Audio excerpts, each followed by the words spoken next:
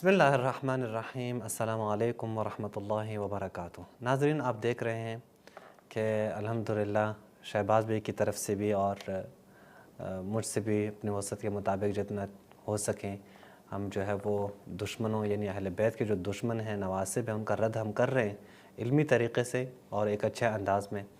ابھی ہم چاہتے ہیں کہ ایک مفصل آپ کی خدمت میں ایک پورے سلسلہ وار ویڈیوز جو ہے وہ ریکارڈ کریں ایک ایسے موضوع کے اوپر کہ جو بہت ہی امپورٹنٹ ہے اور بہت سارے عقائد اور بہت ساری جو ہے وہ نظریات، احکامات، ان کے جو ہے وہ جڑ اور بنیاد یا جہاں سے ثابت کیا جاتا ہے وہی ہیں، وہ صحیح بخاری ہے۔ صحیح بخاری کے بارے میں ایک مفصل گفتگو آپ کی خدمت میں کرنے کی جو ہے وہ انشاءاللہ ہم ارادہ رکھتے ہیں، اور اس میں بھی صحیح بخاری میں بھی سب سے پہلے ایسے کہ ہم صحیح بخاری سے جو ہے نا بحث کریں، بخاری کی کتاب اٹھائیں۔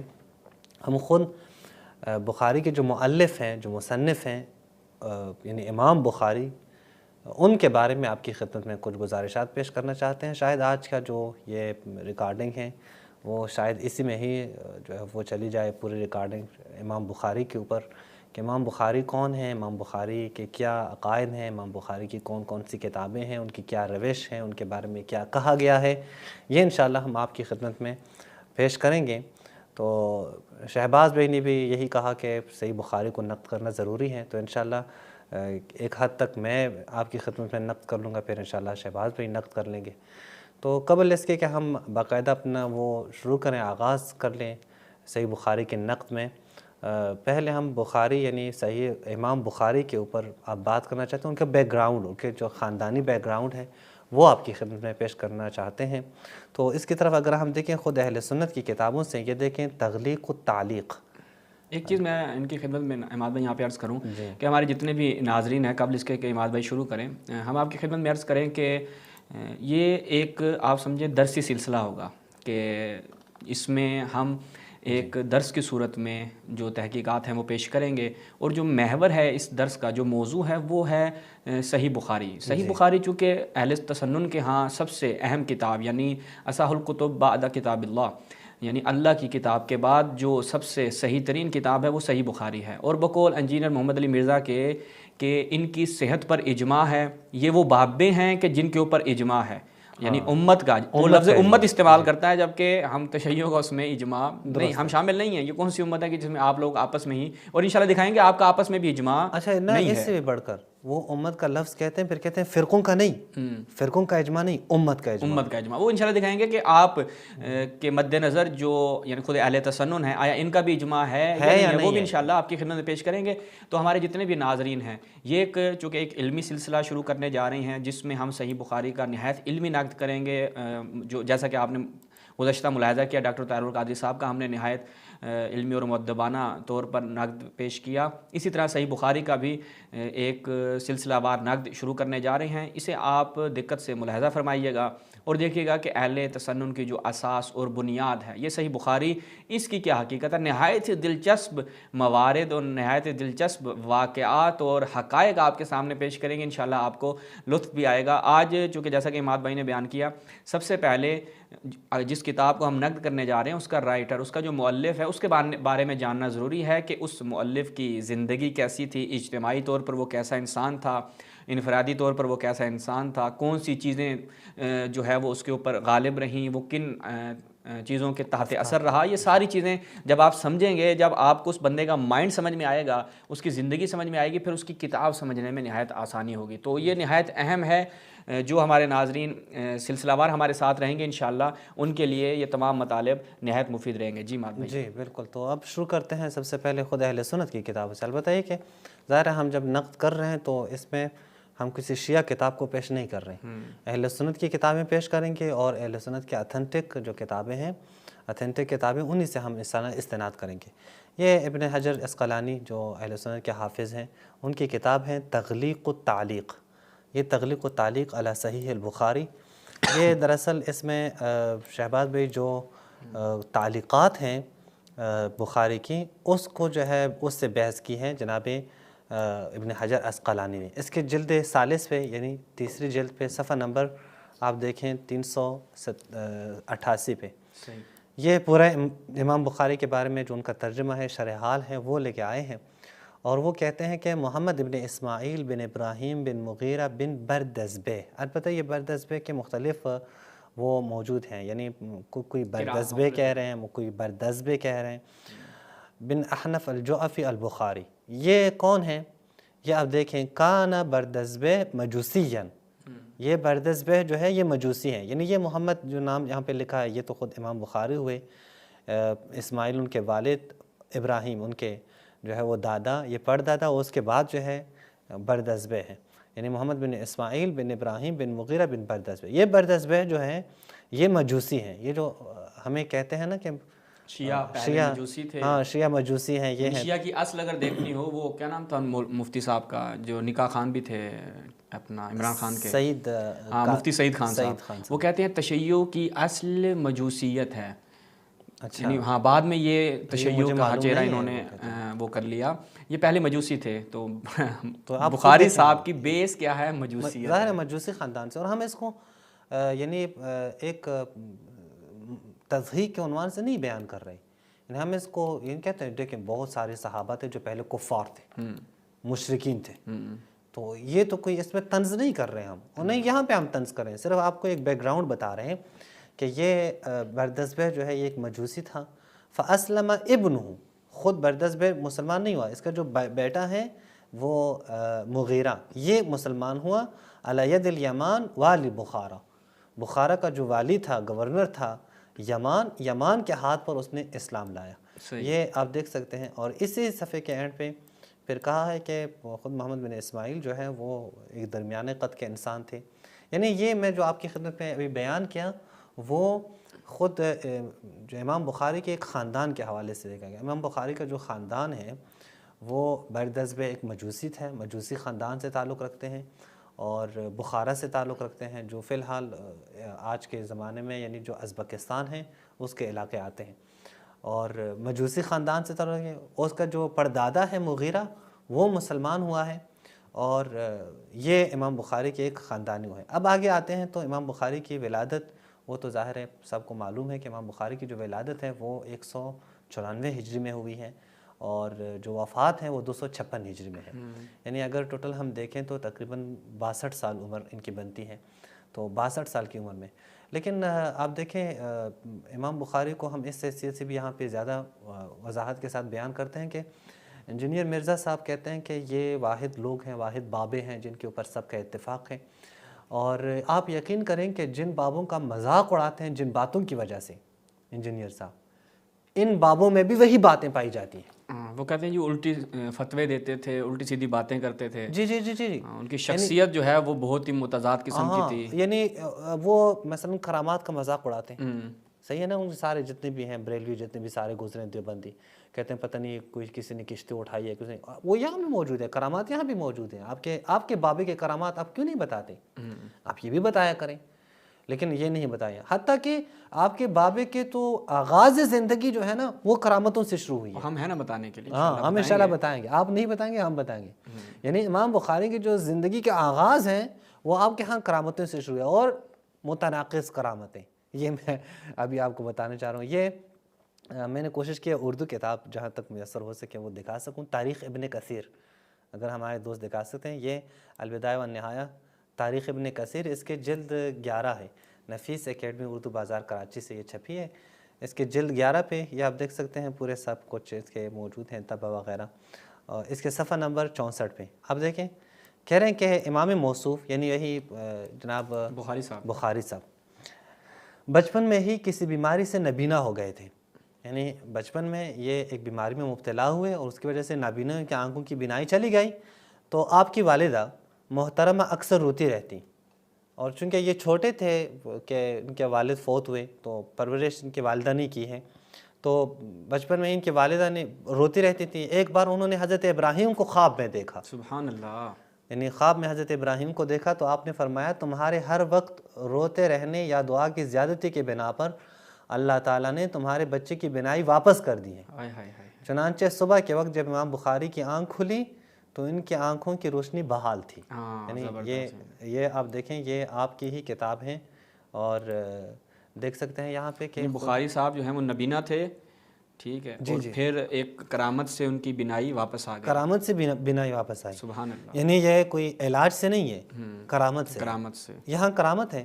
اب دوسری جگہ پہ میں دکھاتا ہوں وہ کہہ نہیں علاج سے ہوئی ہے، اچھا، ہاں دوسری جگہ پہ علاج بھی سے کریں۔ اب یہ متناقض جو ہے آپ خود ہی بتا دیں، اوپر لکھا ہے یہ کرامت ہے، اور یہ کرامت کی پتہ ہے میں صرف بدایہ اور نہایہ یعنی تاریخ ابن کثیر سے دکھا رہا ہوں، اس کا مطلب یہ نہیں کہ صرف تاریخ ابن کثیر میں ہے، بہت ساری کتابوں میں ہیں اور سارے اہل سنت مانتے ہیں ان کو، اور جو مناقب کے اوپر کتابیں لکھی گئی ہیں اہل سنت نے امام بخاری کے مناقب کے اوپر لکھی ہیں، وہاں پہ یہ مفصل قضایا جو ہے وہ موجود ہیں۔ ابھی اگر دیکھیں ایک اور کتاب کی طرف، یہ ہے تاریخ الاسلام ووفیات المشاہیر والاعلام، یہ جناب ذہبی کی کتاب ہے، اور یہ دیکھیں بہت بڑی کتاب ہے، اس میں کوئی شک نہیں ہے۔ جزء سادس یعنی چھٹی جلد پہ صفحہ نمبر 681 پہ یہاں پہ کیا کہتے ہیں؟ یہاں پہ کہتے ہیں کہ بخاری نے کہا کہ لما بلغت خراسان اصبت ببصری، جب میں خراسان پہنچا تو میری بینائی چلی گئی، فعلمنی رجل، تو مجھے ایک شخص نے یہ نسخہ سکھایا کہ میں اپنے جو ہے وہ سر کے بال وہ منڈوا لوں، گنجے ہو جاؤں، اور پھر مثلا ایک پودا ہے خطمہ جسے کہا جاتا ہے، اس سے اپنے سر کو چھپا لوں، صحیح ہو گیا، ففعلت، تو میں نے یہی کام کیا، فرد اللہ علی بصری، تو اللہ نے میرے جو ہے بصارت جو ہے وہ واپس کی، وہ لوٹا دی اور مجھے بینائی عطا کی۔ اسے غنجار نے بھی اپنی تاریخ میں نقل کی ہے۔ اب دیکھیں یہاں پہ کہ دو واقعات آئے ہیں، جناب بخاری صاحب وہ نابینا ہوئے ہیں، اور ایک جگہ پہ لکھتے ہیں کہ ان کی ماں نے حضرت ابراہیم علیہ السلام کو خواب میں دیکھا، حضرت ابراہیم نے کہا کہ آپ کے بیٹے کی یا کہ بچے کی بینائی جو ہے لٹائی جائے گی۔ دوسری جگہ پہ کہتے ہیں نہیں، جناب بخاری نے خود ہی علاج کیا ہے اور خود ہی اس بیماری سے جو ہے وہ چھٹکارا حاصل کیا ہے کہ بینائی واپس آئی ہے۔ اب یہ ایک متضاد باتیں ہیں، متناقض باتیں ہیں، آپ ہی بتا دیں کہ وہ پہلی بات جھوٹی تھی جو خواب والا واقعہ ہے، یا جو بعد والا واقعہ یہ جو اچھا مجھے پہلی والی بات جھوٹی لگتی ہے، خواب والا، چونکہ ابھی فی الحال ہم دیکھ رہے ہیں نا، فی الحال اہل سنت کمیونٹی کو ہم دیکھتے ہیں ہر دوسرا بندہ اٹھ کے خواب دیکھ رہا ہوتا ہے۔ فضل الرحمن صاحب کے جتنے بھی کارکن ہیں وہ یعنی کچھ تو آ کے کہتے ہیں کہ ہم نے خواب میں رسول اللہ کو دیکھا ہے، جمعیت کا جھنڈا تھا ان کے پاس، اور وہ فضل الرحمن صاحب تھے، اور پتہ نہیں وہ اس دفعہ جو ہے نا حکومت بھی ان کی بننی ہے، فلاں و فلاں، وہ آپ دیکھ رہے ہوتے ہیں کہ حکومت تو کیا، خود بھی بیچارے بڑی مشکل سے جو ہے وہ اسمبلی تک پہنچ جاتے ہیں۔ تو ایک خوابوں کی جو اس وقت دنیا ہے وہ آپ دیکھ رہے ہوتے ہیں کہ جو یہ لوگ بیان کر رہے ہوتے ہیں، ہر دوسرا بندہ اٹھ کر جو ہے وہ خواب بیان کر رہا ہوتا ہے، اور نہ فقط یہ کہ ان کے کارکن ہیں بلکہ وہ خود بھی بیان کر رہے ہیں، خود بھی کہتے ہیں میں نے فون پہ حضرت آدم علیہ السلام سے باتیں کی ہیں، اور فون پہ میں نے ان سے یہ بات کی، ان سے یہ بات کی۔ تو مجھے تو یہی لگتا ہے کہ اسی طرح کے خواب جو ہیں وہ شاید امام بخاری کی والدہ نے بھی، والدہ صاحبہ نے بھی دیکھے ہیں، یا شاید اس نے دیکھی بھی نہ ہو، آپ لوگوں نے جھوٹ بولا ہو سب کچھ۔ یہ ایک جو ہے بیان کیا ہم نے کہ امام بخاری کے بیک گراؤنڈ کیا ہے، ان کے خاندان کے بیک گراؤنڈ، ہم تفصیل سے ذکر نہیں کرتے ان چیزوں کو، ہم چاہتے ہیں اصل نقد میں وارد ہو جائیں، لیکن تھوڑے سے جو ہے ان کے وہ معرفی ضروری ہے، اور ایک ان کے جو بچپنے میں جو بیماری لگی تھی ان کے بارے میں۔ اب اگر ہم چلیں خود تاریخ ابن کثیر کی طرف، تو ابن کثیر میں اس کے بہت سارے جو ہے وہ دیگر اقوال جو ہے وہ موجود ہیں۔ تاریخ ابن کثیر یہ آپ دیکھیں، تاریخ ابن کثیر ہے البدایہ والنہایہ، وہی جلد نمبر 11 میں آپ دیکھیں، اس کے آپ جب شروع کیا ہے محمد بن اسماعیل بخاری کا ترجمہ، تو کیا کہتے ہیں، یعنی آپ دیکھیں کہ ان کے ہاں جناب بخاری کتنے بڑے پائے کے عالم دین شمار کیے جاتے ہیں، یہ بڑا ضروری ہے۔ حافظ حدیث ہیں، اپنے زمانے میں محدثین کرام کے امام ہیں، وقت کے مقتدیٰ ہیں، اور اس کے بعد جو بات ہے نا یہ بڑی عجیب کہ یہ کتاب بخاری عند اللہ اس قدر مقبول ہوئی، مجھے پتہ نہیں ہے کہ آپ کو کیسے پتہ چلا کہ اللہ کے ہاں یہ مقبول ہوئی ہے۔ اللہ کے ہاں اس قدر مقبول ہوئی کہ عام محدثین میں قرآن مجید کے بعد انہی کی کتاب کا مرتبہ ہے۔ آپ کو کیسے پتہ چلا کہ اللہ کے ہاں مقبول ہوئی؟ لوگوں کے ہاں مقبول ہے تو اللہ یہ کے لوگوں کے ہاں مقبول ہے، آپ اسے جو ہے وہ لوگوں کے مقبولیت کو اللہ کی مقبولیت نہ کہیں۔ یزید جس طرح لوگوں کے ہاں مقبول تھا، اکثریت کے ہاں اللہ کے ہاں بھی مقبول ہے، اس کا مطلب یہ نہیں کہ اللہ کے ہاں بھی مقبول ہو۔ اور یہ ہم بعد میں بیان کریں گے کہ عام محدثین میں ان کے ہاں جو ہے وہ قرآن مجید کے بعد رتبہ ہے یا نہیں ہے، یہ بعد میں انشاءاللہ ہم بیان کریں گے۔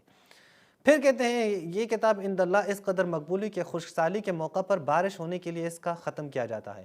جی بابے کرامتیں کتاب کی، یہ بابا نہیں ہے، بابی ہے، کتاب کی کرامتیں، کتاب کی کرامت ہے۔ اچھا چلے مترجم، یہ میں جب پڑھ رہا تھا میں نے کہا شاید مترجم نے یہاں تصحیح کیوں کہ نہیں یہ کوئی ایسی بات ہوگی، نہیں، مترجم کہتا ہے کہ ہر اہم ضرورت کے موقع پر باخلاص نیت اس کا ختم مفید اور مجرب ہے۔ صحیح بات ہے، روایتیں اس میں ایسی زبردست ہے نا تمام، وہ ہم آپ کو بتائیں گے کہ کیوں مجرب ہے، وجہ کیا ہے کہ یہ مجرب ہے، کن وجوہات ہیں۔ ان کے راوی کوئی اتنے اتقن اور جو ہے باتقوا راوی ہیں کہ یہ کتاب متقن شمار کی جائیں، یا نا ان کے اندر جو احادیث ہیں، جو روایات ہیں، وہ اپنے مضامین کے لحاظ سے اتنے اعلیٰ ہیں کہ ایسے جو ہے وہ یہ مجرب نسخہ ہے کہ دونوں کا پیش کریں گے انشاءاللہ۔ یہ ہم آپ کو تفصیل سے انشاءاللہ پیش کریں گے، اور ایک ایک بات پر ہم جب نقد کریں گے ٹھہر کر اور بہت ہی اچھے انداز میں، اور پھر بیچ میں جو تعلیقات لگتے ہیں ہمارے شہباز بھائی کی طرف سے انشاءاللہ ان سے بھی آپ مستفید ہوں گے۔ تو یہاں پہ کہتے ہیں کہ تمام علماء کرام نے بالاتفاق اسے مقبول کیا ہے۔ یہ جھوٹ ہے، لیکن چلیں فی الحال ہم ایک معرفی کے نام تعارف جو ہے بیان کرتے ہیں، اور اس کے احادیث کو صحیح مانا ہے یہ بھی جھوٹی بات ہے، بلکہ تمام مسلمانوں نے اسے قبول کیا ہے، یہ تو وہی اجماع ہے جو انجینئر صاحب نے اجماع کا دعویٰ کیا ہے، اسی کی طرح یہ بات بھی ہے۔ اب کہتے ہیں بچپنے میں انتقال ہوا، یہ مکتب کا علم حاصل کرتے تھے کہ انہی دنوں میں غیبی مدد سے حدیثیں حفظ ہو گئی تھیں۔ یہ اگر ہمارے انجینئر صاحب کے جتنے بھی فالوورز ہیں وہ دیکھیں کہ آپ جو ہے وہ آپ انجینئر صاحب کو سن رہے ہیں اور وہ کہتے ہیں کہ الہام رسول خدا کے بعد اگر کوئی قائل ہو کہ کسی کے اوپر الہام ہوتا ہے یا فرشتہ آتا ہے تو وہ ختم نبوت پہ ڈاکہ مارتا ہے، تو جناب بخاری نے ختم نبوت پہ ڈاکہ مارا ہے کہ ان کے الہام کے ذریعے سے حدیثیں حفظ ہو رہی ہے۔ کیا بات ہے، یعنی یہ نہیں کہیں اس کو ہم جوک کہیں، اس کو ہم کیا کہیں، پہنچی آپ شخصیت، اس کو کیا لوگوں کے سامنے کیا پیش کریں گے؟ یہی بات کوئی اور کریں آپ مذاق اڑاتے ہیں۔ یہی باتیں جناب امام بخاری کے بارے میں کی گئی ہیں، امام بخاری نے بیان کی ہیں، آپ وہاں پہ کچھ بھی نہیں کہتے ہیں۔ البتہ یہ خود امام بخاری سے حدیث بھی موجود ہیں، وہ کہتے ہیں نہیں مجھے الہام کے ذریعے سے یہ احادیث جو ہے وہ بیان کی گئی ہیں۔ صحیح بات ہے، ہو سکتا ہے۔ اچھا اس سے بڑھ کر صرف 16 برس کی عمر میں مشہور کتابیں ختم کر لی تھی، یہاں تک کہ بعضوں نے کہا کہ صرف 7 برس کی عمر میں، یہ شہباز بھی بڑی عجیب سی بات ہے، صرف 7 برس کی عمر میں 17,000 حدیثیں انہیں حفظ ہو چکی تھیں۔ صحیح بات، الہام ہے نا، الہام میں آپ 7 سال کی عمر میں، وہ 7 برس کی عمر میں 17,000 احادیث حفظ کر سکتے ہیں۔ الہام میں تو پھر آپ کچھ نہیں کہہ سکتے، ٹیلنٹڈ بچہ تھا بھائی، الہام میں تو آپ کچھ بھی نہیں کہہ سکتے، کیا کریں۔ 1,000 سے زیادہ شیوخ سے انہوں نے حدیثیں نقل کی ہیں۔ اچھا اس سے بڑھ کر یہ جو بڑی ہنسنے والی بات ہے وہ یہ ہے شہباز بھائی، خطیب بغدادی نے آپ کے شاگرد فربری، یہ فربری کے اوپر ہم بات کریں گے، اصل میں ابھی سارے موضوعات وہ آ رہے ہیں نا، تو ایک ایک کو ابھی اس وقت ہم نہیں کھول سکتے، بعد میں انشاءاللہ ان سب موضوعات پہ بات کریں گے۔ آپ کے شاگرد فربری سے روایت ہے کہ میرے ساتھ تقریباً 70,000 افراد نے امام بخاری سے احادیث سنی ہے۔ 70,000، خوب وہ 70,000 کہاں ہیں؟ مگر اب میرے سوا کوئی دوسرا ناقل زندہ نہیں رہا، سارے مر گئے ہیں، صرف یہ فربری جو ہے یہ زندہ ہے۔ ابھی چل بھی فروری رہا ہے، ہاں یہ مہینہ بھی فروری کا ہی چل رہا ہے، انہی کا مہینہ چل رہا ہے۔ تو یہ جو فربری یعنی جناب فربری یہ کہتے ہیں کہ 70,000 افراد نے امام بخاری سے احادیث سنی ہے، لیکن میرے علاوہ کوئی بھی نہیں رہا ہے، سارے مر گئے ہیں۔ اچھا یہاں پہ مجھے ایک واقعہ یاد آتا ہے، لیکن میں ان کے نام نہیں لیتا، آپ سب جانتے ہیں۔ وہ ایک شخص کہہ رہا تھا کہ مجھے حلہ سے فون آیا ہے، حلہ سے جو عراق کا شہر ہے، کہہ رہا مجھے فون آیا کہ 40 سال پہلے حلہ کے ایک مقرر نے، خطیب نے کہا کہ فلاں جگہ سے، جہاں سے وہ خود موجود تھا نا، فلاں جگہ سے حق کی دعوت دی جائے گی، جب حق کی دعوت دینے لگے، وہ کوئی وہاں سے دعوت دینا شروع ہو جائیں تو تم سب لوگ لبیک کہو، اس کی دعوت کو قبول کر لو۔ اچھا جب وہ اس سے پوچھا گیا فون کر کے کہ یہ آپ کو کس نے کہا ہے، کہا مجھے ایک شخص، ایسے شخص نے کہا ہے جس نے اس مجلس میں وہ حاضر تھا اور خطیب کو سنا تھا، خطیب سے یہ بات سنی ہے۔ کہتا کہ اس کے علاوہ، کہتے ہیں یہ جس نے مجھے یہ بات سنائی ہے وہ بھی فوت ہوئے ہیں، اور وہ بتا رہے تھے کہ وہاں پہ جتنے لوگ موجود ہیں وہ سب کے سب فوت ہوئے ہیں۔ اچھا ہاں سارے فوت ہوئے ہیں، اب کیا کریں، یعنی کوئی راستہ تو نہیں ہے، کون سا راستہ اپنائیں؟ یہاں پہ کہتے ہیں جناب فربری کہ 70,000 افراد ہیں، 70,000 افراد سارے کے سارے فوت ہوئے ہیں، صرف میں ہی باقی ہوں. یہ بات میں اس لیے تاکید سے کرتا ہوں کیونکہ بعد میں صحیح بخاری سے ہم نے بحث کرنی ہے، اور صحیح بخاری کی بحث سے اس بات کا بہت ہی اہم ربط ہے، وہ یہ کہ صرف فریبری نے ہی صحیح بخاری کو نقل کیا آگے، کہ انشاءاللہ ہم تفصیل سے بحث کریں گے. اور یہ خود بھی کہتے ہیں، جناب ابن کثیر بھی کہتے ہیں کہ فی الحال صحیح بخاری جو لوگوں کے ہاتھوں میں موجود ہیں وہ ان کے شاگرد فریبری کے واسطے سے ہی مروی ہے. یعنی یہ ایک بات ہو گئی. اب آگے چلتے ہیں، اگر جو ہے وہ اسٹوڈیو سے آپ کو دکھائیں. جی یہ امام یہاں پہ ایک جو ہے واقعہ نقل کیا ہے کہ امام بخاری نے فرمایا کہ میں نے اپنی تصنیفات کا اندازہ لگایا تو معلوم ہوا کہ میں نے اپنی تصنیفات میں 2 لاکھ مسند حدیثیں جمع کی ہیں. یہ مسند احمد میں انہوں نے اتنی کوشش کی ہے، امام احمد بن حنبل نے، ادھر ادھر سے احادیثیں ساری جمع کر کے 30-40 ہزار حدیثیں بنی ہیں. امام بخاری کو 2 لاکھ احادیث ملی ہیں اور وہ سب حافظے میں موجود ہیں. 2 لاکھ احادیثیں ساری کے ساری حفظ ہیں. الہام ہے، الہام میں تو سب کچھ ممکن ہے. سمرقند تشریف لے گئے، وہاں 400 محدثین موجود تھے. حافظے کا امتحان لیا، حدیثوں کی سندوں کو انہوں نے خلط ملط کیا، اور شام کے راویوں کو کوفہ کے حدیثوں میں جو ہے نا ڈالے، اور کوفہ کے راویوں کو شام کے حدیثوں میں ڈالے. جب امام بخاری نے یہ سن لی تو ایک ایک سند میں امام بخاری کو پتہ چلا کہ کہاں پہ یہ ضعف موجود ہے، وہ سارا کچھ بیان کرنا شروع کیا. اس طرح یہ فضیلت کا جو باب ہے یہاں پہ بہت موجود ہے. اور فلاس کہتے ہیں کہ جس حدیث کو امام بخاری نہ جانتے ہوں فی الحقیقت وہ حدیث ہی نہیں ہے. یعنی امام بخاری اگر کسی حدیث کو نہیں جانتے تو وہ حدیث ہے ہی نہیں. امام بخاری کو ان کے اپنے زمانے میں دوسرے لوگوں پر ایسی فضیلت حاصل ہے جیسے کہ مردوں کو عورتوں پر ہے. یہ بڑا جو ہے وہ میرے لیے ایک نیا جالب نکتہ تھا کہ امام بخاری کو فضیلت اپنے زمانے میں وہ ایسے ہی حاصل ہے جیسے مردوں کو عورتوں پر فضیلت ہے. یہ اس سے مجھے وہ دوسری حدیث یاد ہے جو کہتے ہیں نا جناب عائشہ کو فضیلت عورتوں پہ ایسی حاصل ہے جیسے سرید کو باقی طعام پہ حاصل ہے. تو اگر ایسی فضیلتیں ہیں تو ٹھیک ہے. حالانکہ آپ دیکھیں امام بخاری کے زمانے میں ائمہ اہل بیت موجود تھے، اور امام بخاری کا زمانہ آپ دیکھیں یہاں پہ 3 ائمہ، امام ہادی علیہ السلام، امام جواد علیہ السلام، امام حسن عسکری علیہ السلام اہل بیت کے ائمہ ہیں اور اہل سنت بھی مانتے ہیں، دعویٰ تو ان کا ہے. تو ان سے آپ کیسے افضل قرار دیتے ہیں امام بخاری کو؟ ناممکن ہے. کیسے آپ کہتے ہیں کہ وہ اپنے زمانے کے لوگوں پر اتنے افضل تھے جیسے مرد عورتوں پر افضل ہے؟ البتہ مرد عورتوں پر افضل ہیں یا نہیں یہ بھی ایک بحث ہے جو آپ خود ہی انشاءاللہ جنہوں نے کی ہے ان سے آپ سن سکتے ہیں. اچھا اس سے بڑھ کر وہ کہتے ہیں کہ اور کسی نے یہ بھی کہا ہے کہ وہ زمین پر اللہ کی چلتی پھرتی ایک نشانی ہے. عربی میں کہا ہے آیت من آیات اللہ، اللہ کی آیات میں سے، اللہ کی نشانیوں میں سے ایک نشانی ہے. پھر کہتے ہیں بخاری محدثین کے ناموں کو نیتوں احادیث کی کمزوریوں کے بارے میں لوگ بخاری سے دریافت کرتے تھے، حدیث کی تہ میں تیر کی طرح داخل ہو جاتے تھے اتنی آسانی سے کہ گویا وہ مشہور معروف اور مختصر سی سورہ قل هو اللہ احد کی تلاوت کر رہے ہیں. یہ پورے جو ہے کہتے ہیں کہ ایسے ان کو حفظ تھی. آگے بڑھیں تو مثلا معذرت یہاں پہ دیکھیں پورے آسمان کے نیچے، یہ ابن خزیمہ کہتے ہیں پورے آسمان کے نیچے میں نے رسول اللہ کی حدیث کا زیادہ عالم اور زیادہ حافظ محمد ابن اسماعیل کے مقابلے میں کسی کو نہیں دیکھا ہے. ہم آپ کو دکھا دیں گے، ہم آپ کو دکھا دیں گے کہ اس سے زیادہ حافظ بھی موجود ہیں، اس سے زیادہ عالم بھی موجود ہیں، اور امام بخاری کی کتنی کتنی غلطیاں ہیں یہ ساری ہم آپ کو دکھا دیں گے.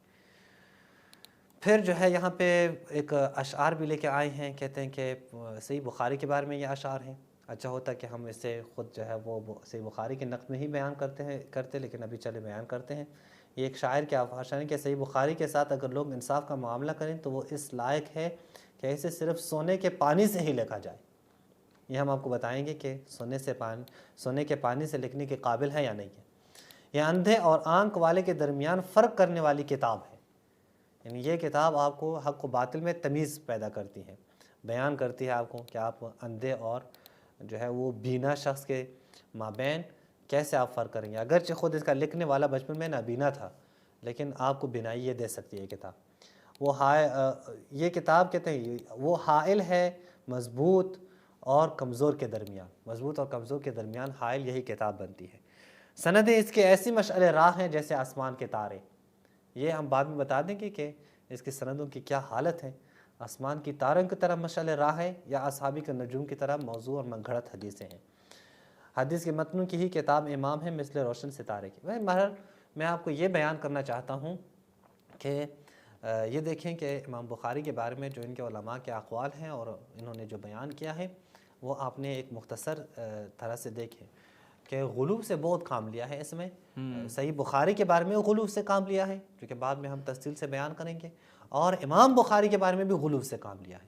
جیسا کہ اہل سنت لے لیتے ہیں غلو سے کام، کسی شخص کو اٹھا لیتے ہیں تو پھر اسے ایسا اٹھا لیتے ہیں اللہ اکبر کہ ایک خدا جان لے، نیچے نہیں لاتے، نیچے پھر کبھی بھی نہیں لاتے، اور ہمیشہ ان کو ایسے فرض کرتے ہیں جیسے ان کے پاس بڑی ساری جو ہے وہ طاقتیں موجود ہوں۔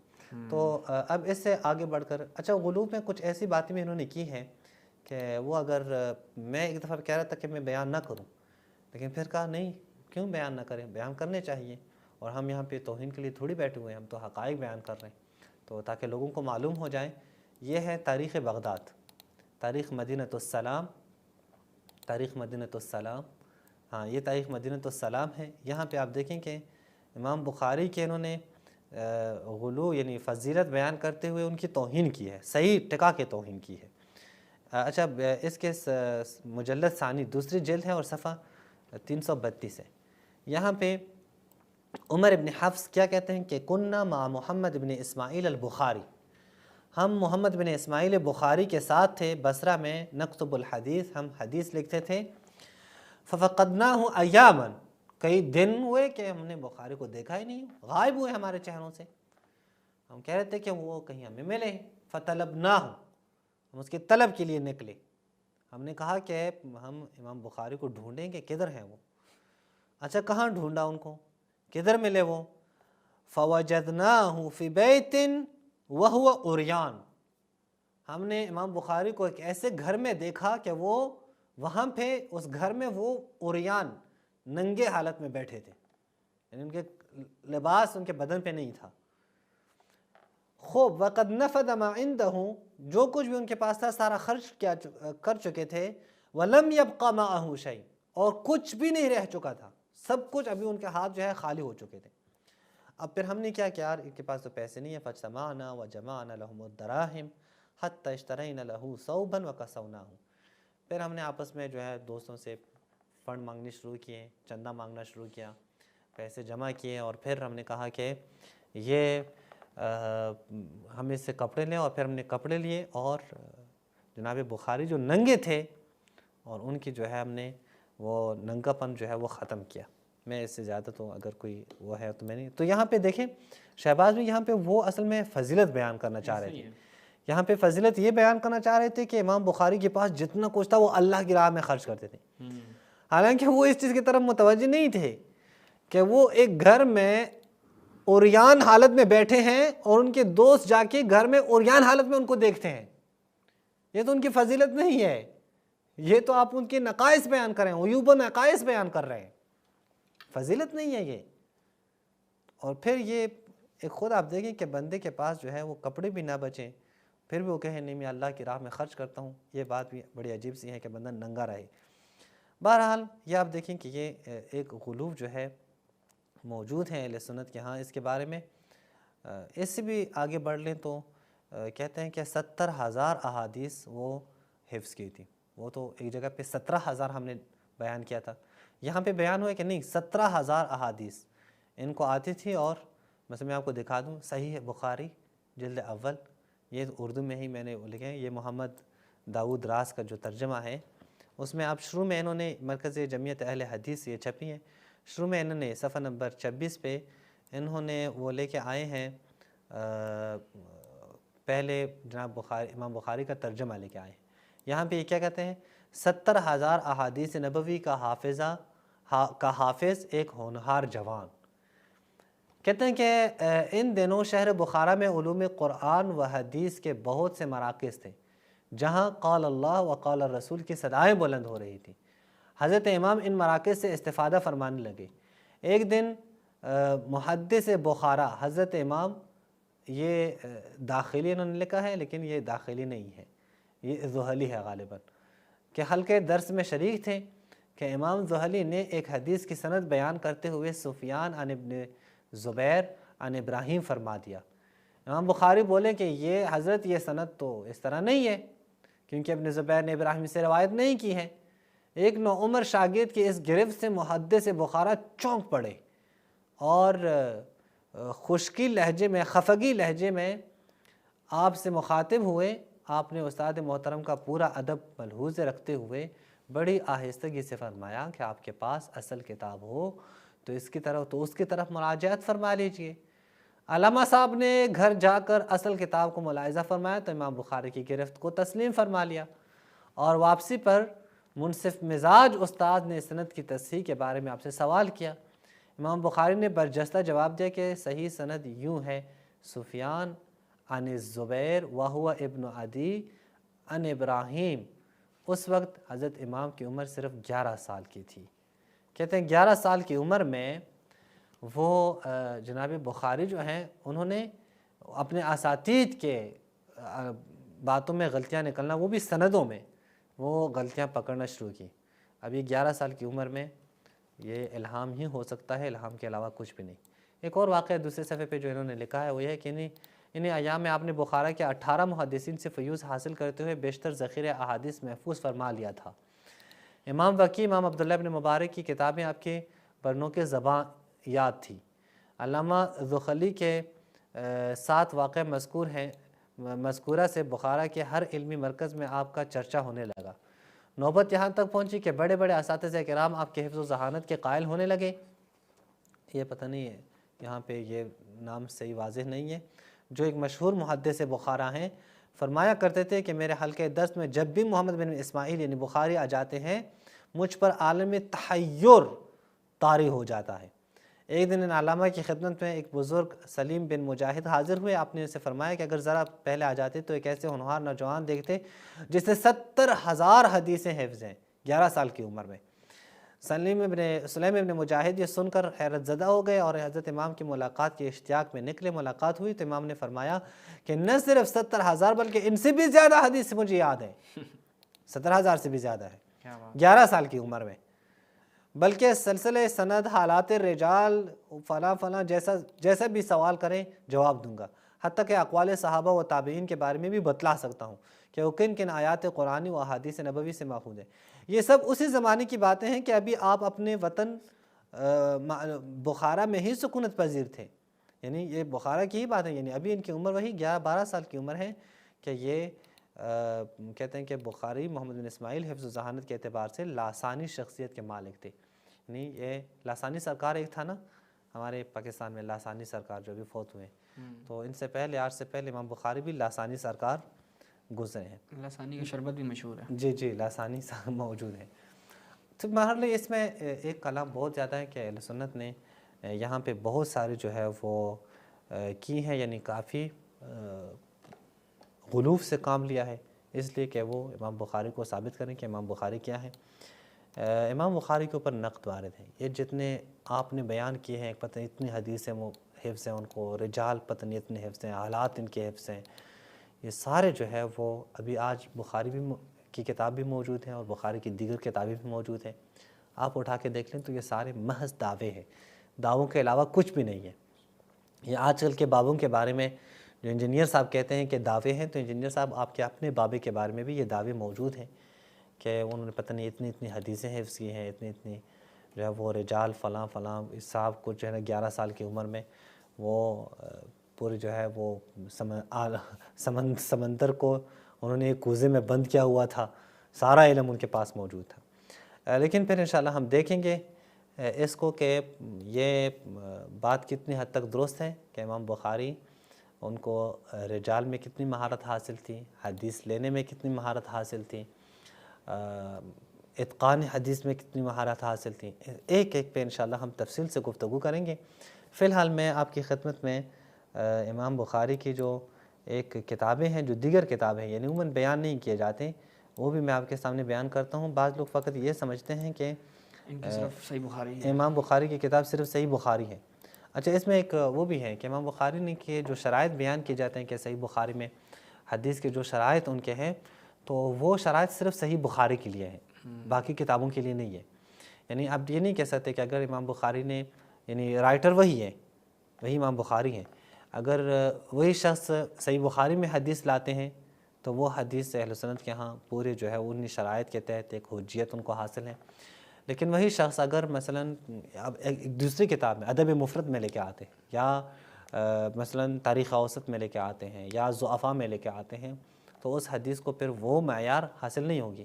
یہ آپ ذہن نشین کر لیں. اس میں بہت ساری غلطیاں ہوتی ہیں. بعض دفعہ ہم کتابوں میں بھی ہمیں دیکھنے میں آتا ہے کہتے ہیں کہ مثلاً اوردہ البخاری یا اخرجہ البخاری، حالانکہ وہ بخاری نے صحیح میں نقل نہیں کی ہوتی، ایک اور کتاب میں نقل ہوتی ہے جو اہل سنت کے ہاں وہ مرتبہ نہیں رکھتا جو صحیح بخاری کا مرتبہ ہے. وہاں پہ آپ کو سندوں سے بحث کرنی پڑتی ہے، سب کچھ بیان کرنا پڑتا ہے. جو کتابیں ہیں اگر وہ ہمارے اسٹوڈیو آپ کو لیپ ٹاپ کا صفحہ دکھا دیں، یہ محمد بن اسماعیل بخاری کی کتابیں جی، یہ صحیح بخاری یعنی کتابیں صحیح ہیں. پہلی کتاب رفع الیدین فی الصلاۃ یہ موجود ہے، بازار میں چھپی ہیں. القراءۃ خلف الامام یہ بھی موجود ہے جو ہے وہ بازار میں. کتاب الہبہ ہے. کتاب تاریخ الکبیر ہے. التاریخ الاوسط ہے. التاریخ الصغیر ہیں. الادب المفرد ہیں. ادب المفرد ہیں. خلق افعال العباد ہیں، یہ بھی بہت اہم کتاب ہے ان کی، خلق افعال العباد. ضعفاء الکبیر ہیں. کتاب جامع الکبیر ہے. کتاب الاشربہ ہے. کتاب اسامی الصحابہ ہے، صحابہ کے ناموں کے اوپر.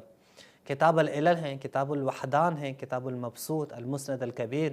مختصر من تاریخ النبی.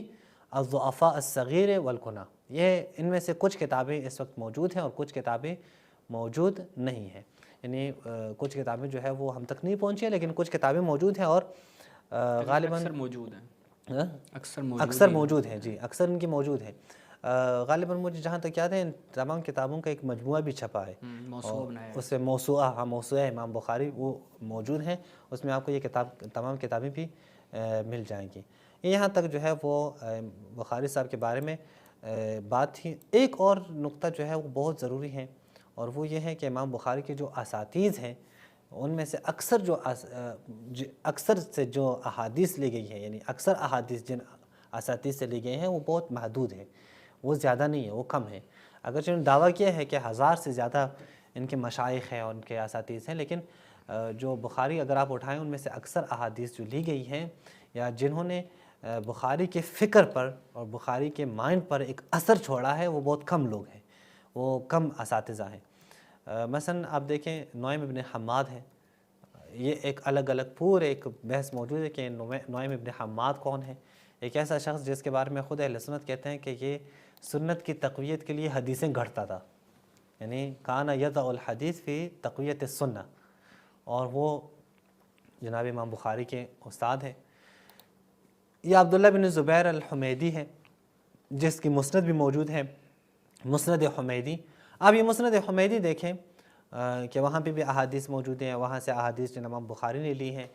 اور امام بخاری کی جو کتاب ہے صحیح بخاری اس کی پہلی حدیث ہی حمیدی سے ہے، یعنی آغاز ہی حدثنا حمیدی سے شروع ہوتا ہے. اور یہ اپنے اندر ایک پورا باب ہے کہ یہاں پہ حمیدی سے کیوں شروع کرتے ہیں، وہ بعد میں انشاءاللہ ہم بیان کرتے ہیں کہ پہلی حدیث ہی انہوں نے حمیدی سے کیوں نقل کی ہیں اور انما الاعمال بالنیات کی حدیث کیوں انتخاب کی ہے، کس کے رد میں کی ہے، وہ پھر موجود ہیں. یعنی اگر ہم اس کو کھول دیں تو ظاہر ہے جو احناف موجود ہیں جو ہماری بات سنیں گے، احناف حنفی مسلک سے، وہ کبھی بھی پھر امام بخاری پہ فخر نہیں کریں گے.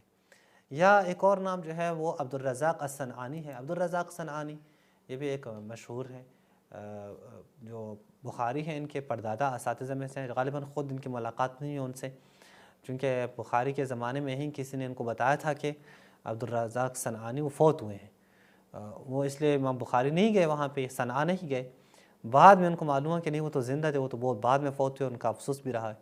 تو ایک یہ عبد الرزاق الصنعانی ہے. ایک اور استاد جو ہیں جن سے بڑا زیادہ استفادہ کیا ہے امام بخاری نے وہ ابو بکر ابن ابی شیبہ ہے، جن کے المصنف کتاب موجود ہے. المصنف ابو بکر ابن ابی شیبہ کی کتاب ہے اور وہاں سے بھی امام بخاری نے یعنی ابو بکر ابن ابی شیبہ سے بھی بہت ساری احادیث نقل کی ہیں.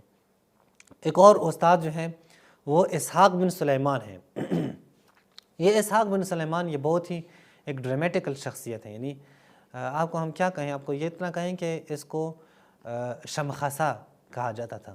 یہ شمخصہ کے نام سے معروف تھے اور یہ خود لوگوں کو پیسے دیا کرتا تھا کہ اپنے علاقوں میں جا کر، مثلا یہ مدینہ میں رہتا تو خراسان سے جب لوگ آتے تو یہ خراسان والوں کو پیسے دیتا تھا کہ آپ جب خراسان جاؤ گے تو خراسان جا کر وہاں پہ یہ پیسے لے لو اور مجھ پر وہاں لوگوں کے سامنے لعنت بھیج دیا کرو، پیسے دے کر لعنت بھیجوایا کرتا تھا۔ تو پھر کسی نے اسے پوچھا بندہ خدا تم اپنے اوپر لعنت بھیجواتے ہو پیسے دے کر، یہ کیوں کرتا ہوں؟ کہتے ہیں نہیں، میں چاہتا ہوں کہ میں اشتہر فی الدنیا، دنیا میں مشہور ہو جاؤں۔ تو مشہور ہونے کے لیے بہترین طریقہ کیا ہے؟ وہ یہی ہے کہ ہم جو ہے وہ بدنام نہ ہوں گے تو کیا نام نہ ہوگا، بدنام نہ ہوں گے تو کیا نام نہ ہوگا۔ تو وہ کیا ہے کہ نام ہمارا ہو جائے گا، لوگ پوچھیں گے وہ کس کے اوپر لعنت ہو رہی ہے، تو شمخسا کے اوپر یعنی اسحاق بن سلیمان کے اوپر لعنت ہو رہی ہے۔ پھر پوچھیں گے یہ کون ہے، کیا ان کے افکار ہیں، یہ وہ مشہور ہو جاؤں گا۔ تو مشہور ہونے کے لیے بہترین راستہ کیا ہے؟ بہترین راستہ یہی ہے کہ آپ میرے اوپر لعنتیں بھیجوائیں۔ یہ بہرحال موجود ہے اہل سنت کے ہاں، اور اسی طرح دیگر بھی راوی ایسے ہیں، اساتید ایسے ہیں کہ سب سے بحث کرنا ظاہر ہے طوالت کا سبب ہے۔ یہاں پہ ہم صرف اور صرف جو آپ کے سامنے ہم نے پیش کیے ہیں وہ ایک بایوگرافی ہے جناب بخاری کی، کہ جناب بخاری انہوں نے سفر بھی بہت کیے ہیں، یعنی بغداد گئے ہیں یا جو ہے وہ حجاز میں یہ سفر کے لیے گئے ہیں۔ پھر ایک اور واقعہ جو ان کی زندگی میں بہت ہی وہ رونما ہے، وہ ایک مسئلہ ہے خلق قرآن کا مسئلہ۔ تو یہ چونکہ اس کے اوپر اختلاف ہوا، اختلاف کی وجہ سے اپنے ہی لوگوں نے ان کو پکڑ کے نکال دیا، بخارا سے نکال دیا۔ پورے ایک داستان موجود ہے کہ جس میں ان کے بہت بڑے بڑے جو مفتی ہیں اہل سنت کے، جو علماء ہیں، محدثین ہیں، انہوں نے فتویٰ دیا کہ اس کو نکال دو، یہ رہنے کے قابل نہیں ہے، اس کو یہاں سے نکال دیا جائے۔ مجھے پتہ نہیں ہے کیسے آپ کے ہاں سید المحدثین ہیں، کیسے ہاں آپ کے ہاں وہ شخص اس کے اوپر الہام ہوتا ہے، حضرت ابراہیم کے دعا سے ان کو بینائی ملی ہے فلان و فلان، تو پھر اب کیسے جو ہے وہ ان کو پکڑ کے شہر سے نکال دیتے ہیں، جلا وطن کرتے ہیں؟ یہ بڑے عجیب سی بات ہے۔ ایک اور بات جو یہاں پہ موجود ہے وہ یہ ہے کہ امام بخاری کے صحیح بخاری لکھی کیوں ہے، اس کے اوپر بھی دو متضاد اقوال موجود ہیں۔ ایک قول یہ ہے صحیح بخاری کے بارے میں کہ وہ امام بخاری کہتے ہیں کہ میں نے خواب دیکھا کہ میں رسول اللہ کے بدن سے جو جتنے بھی دیگر حشرات ہیں ان کو دور کر رہا ہوں۔ تو خواب میں رسول خدا آرام فرما رہے ہیں، میں ان کی حفاظت کر رہا ہوں اور حشرات دور کر رہا ہوں۔ ایکاش خواب دیکھتے کہ میدان جنگ میں ہوں اور رسول اللہ کا دفاع کر رہا ہوں۔ ایسا کوئی خواب انہوں نے کبھی دیکھا بھی نہیں ہے، اور جنہوں نے میدان جنگ میں شرکت بھی کی انہوں نے بھی رسول خدا کا دفاع نہیں کیا، ان کے جتنے بھی ہیں۔ بہرحال تو کہتے ہیں میں جب اٹھا اپنے خواب سے تو میں نے جا کے معبرین سے پوچھا کہ اس تعبیر کیا ہے اس خواب کی، تو انہوں نے کہا کہ اب یہ ہے کہ آپ رسول خدا کی سنت کو زندہ کریں گے، ان کی سنت کا دفاع کریں گے۔ تو پھر کہتا ہے کہ پھر میں نے کہا کہ اب میں رسول خدا کی سنت کا دفاع کر رہا ہوں، میں نے بیٹھ کر جامع الصحیح صحیح بخاری لکھنے لگا، میں نے وہ لکھ لی۔ ایک روایات یہ بھی آئی ہیں، کچھ روایت اس کے برخلاف ہیں، اور وہ یہ ہے کچھ روایات میں کہ امام بخاری کے جو استاد تھے اسحاق بن راہوے، انہوں نے کہا کہ کاش کوئی ایسی کتاب ہوتی کہ جس میں رسول کی صحیح احادیث کو جمع کیا جائے اور پوری کتاب ہی صحیح احادیث پہ مشتمل ہو۔ تو امام بخاری نے کہا کہ وہیں سے میں نے ٹھان لیا کہ میں صحیح احادیث کو جمع کروں گا اور صحیح احادیث کا مجموعہ وہ میں جو ہے وہ تالیف کر کے امت کے سامنے رکھوں گا، تاکہ جو اسحاق بن راہوے کی بات ہے اس کے اوپر میں عمل کروں۔ بس یہ دو متناقض باتیں ہو گئی۔ ایک میں کہہ رہا میں نے رسول اللہ کو خواب میں دیکھا ہے، سیم اسی طرح جیسا روایت میں ہے کہ امام بخاری کی والدہ نے خواب میں حضرت ابراہیم کو دیکھا ہے۔ دوسرے میں کہہ رہے ہیں کہ نہیں، مجھے اسحاق بن راہوے نے کہا ہے، اسی طرح جیسا کہ نہیں، اس بیماری کا علاج جناب بخاری نے خود کیا ہے، خود اپنے جو ہے وہ ٹینٹ کروا کے اور اس کے اوپر وہ ایک خاص قسم کا پودا رکھ کے اسے اپنے سر کو چھپا کر تو ان کی بینائی واپس آئی ہے۔ یہ ایک مقدماتی بات تھی کہ انشاءاللہ آپ کی خدمت میں ہم اس کو تفصیل سے، خود امام بخاری کو نقد ہم نے نہیں کیا ابھی تک، یعنی ہم نے امام بخاری کے بارے میں جو کچھ اہل سنت بیان کرتے ہیں ہم نے وہ آپ کے سامنے پیش کیا ہے۔ امام بخاری کو بھی نقد کرتے ہیں انشاءاللہ، اور پھر صحیح بخاری کو نقد کرتے ہیں، چونکہ دو طرح سے نقد ہم ان کے اوپر وارد کر سکتے ہیں، ایک خود مؤلف کے اوپر نقد ہے اور ایک صحیح بخاری کتاب کے اوپر نقد ہے۔ ابھی تک ہم نے ایک تعارف جو اہل سنت امام بخاری کے بارے میں بیان کرتے ہیں وہ آپ کے سامنے پیش کیا۔ انشاءاللہ نیکسٹ جو ہمارے دروس ہوں گے اس میں ہم امام بخاری کو نقد کریں گے اور ان کے بارے میں جو کہا جاتا ہے یہ کہاں تک درست ہے، پھر صحیح بخاری